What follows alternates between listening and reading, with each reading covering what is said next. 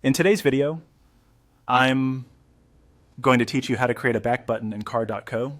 By the end, you'll have a simple, reliable button that takes visitors exactly where you want them to go, giving your site a smoother, more intuitive navigation experience. First, head to Card.co and log into your account. Once you're in, you'll land on your dashboard. Make sure you already have a site set up that you want to modify. If you have several, decide which one needs the back button and open that one to edit. From your dashboard, select the site and click Edit this site, or click the pencil icon. That opens the visual editor. Take a second to think about where the back button should live. A common spot is near the top left of a page or at the start of a section, but you can place it wherever best fits your design and user flow.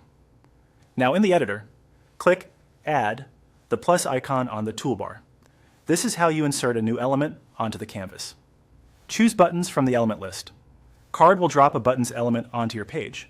You can drag it into position right away so you see it where it will actually appear. If it creates more than one button by default, don't worry. You can edit or remove extras later.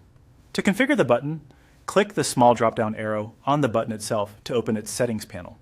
This is where you control what the button says and where it goes. If you have multiple buttons in this element, be sure you're editing the one you intend to use as the back button. Under Label, type Back. Keeping the label short and clear helps visitors instantly understand what it does. If you want a visual cue, you can include a simple left arrow character before the word, like back, but keep it clean and consistent with your site's style. Next, set where the button should take people. In the URL field, enter the destination for your back action. Paste the full URL of the page you want users to return to, such as your home page or a previous step in a flow.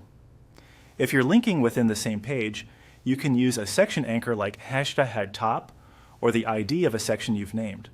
For external pages, include the full address with HTTPS so the link works correctly.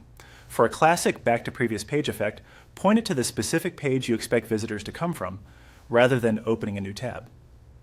When you're satisfied, click Done.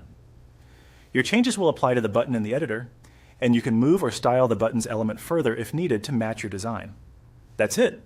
Your card site now has a clear, functional back button.